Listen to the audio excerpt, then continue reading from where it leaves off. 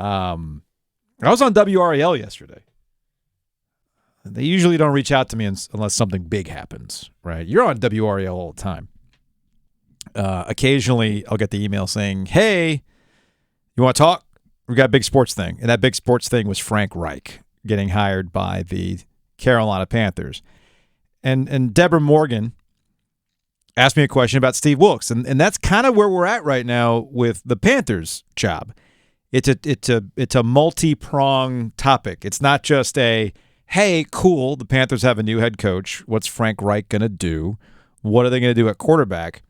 There's an element that can you think of a time in which it was almost as much about the coach who didn't get the job as it is the coach who did get a job? I'm trying to think about that, at least in professional sports in the state of North Carolina.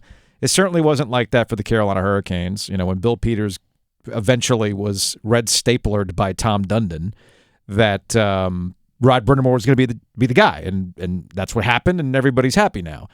And in years past, it never was about another guy. I can't think of a Panthers head coaching search was about another guy, but this one is. Yeah, but it's January 27th. By the time they open, we won't even remember. Yeah. By the time they get... No, I'm not trying to be crass. I'm not trying to be ignorant to what the guy did, but it's how the cycle works. Yeah. We care right now. It just happened. It's fresh. Again, you don't always get what you earn. Mm. So that's life. We know this. Unfortunately, we know there's institutional racism in the NFL as well.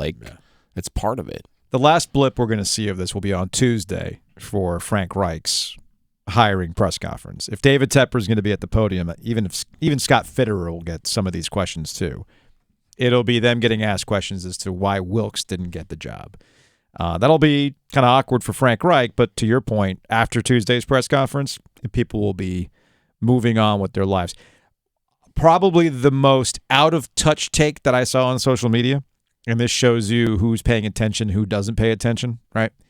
The most out-of-touch take that I saw on social media was that the players who bought into Wilks should quit or seek a trade or go somewhere else, except that every indication, if you read the tweets from people who cover the team, it's like, yeah, all the players get it. It's a business. They liked Wilks. They would have been happy if he got the job, but they understand why he didn't get the job. Frank Reich's the guy, and they're moving on right now. So that's where we're at. But that was the top of conversation on ESPN yesterday and throughout today with the coach, with the Carolina Panthers being the only NFL team who's hired a coach so far. Here's Ryan Clark earlier today on ESPN on Steve Wilks not getting the job. Look at ownership. What is ownership familiar with? Ownership is familiar with themselves. They're familiar with the people that move around in the rooms they move around in. The people in the rooms they move around in as billionaires look like them. They talk like them. They feel, they motivate, they teach like them. And so when they sit in front of people, what do they want? They want people that are like them.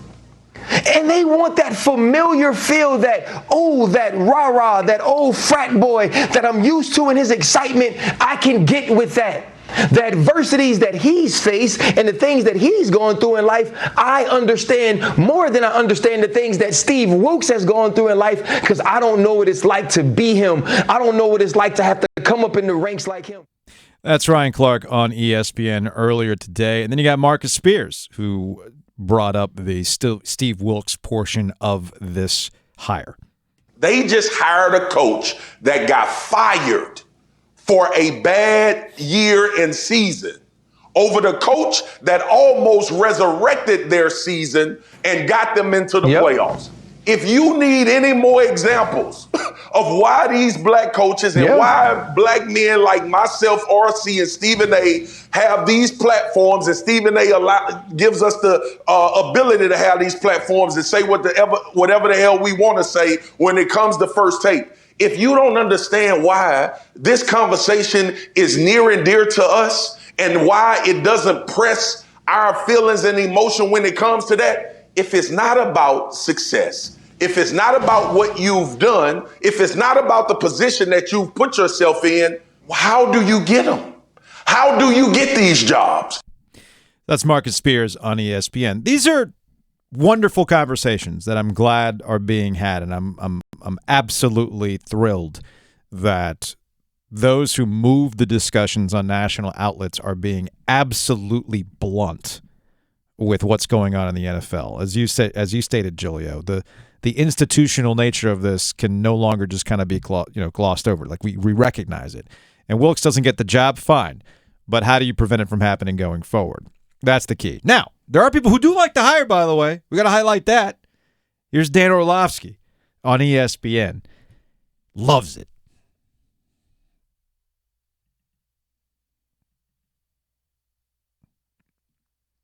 Dan Orlovsky is currently making some bland chicken. In the last 2 years, this football team has had the worst quarterback play in the NFL.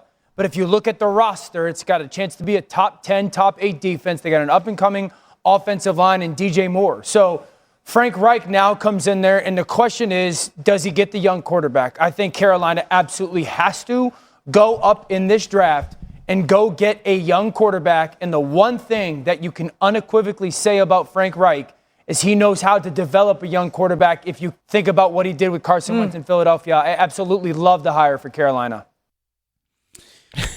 That's Dan Orlovsky. Hurts my brain a little bit. So just to clarify, in case someone's driving around out there and they say, what do you mean by institutional racism? The league right now is positioned and the rules are set up and the television money is all for offense. Mm-hmm. All right. So the game is a scoring game now. This isn't the Ravens of 2000. This isn't the Bears of 85, the Giants of 86. You can't dominate and win on defense. All right. Mm-hmm. The rules will not allow it.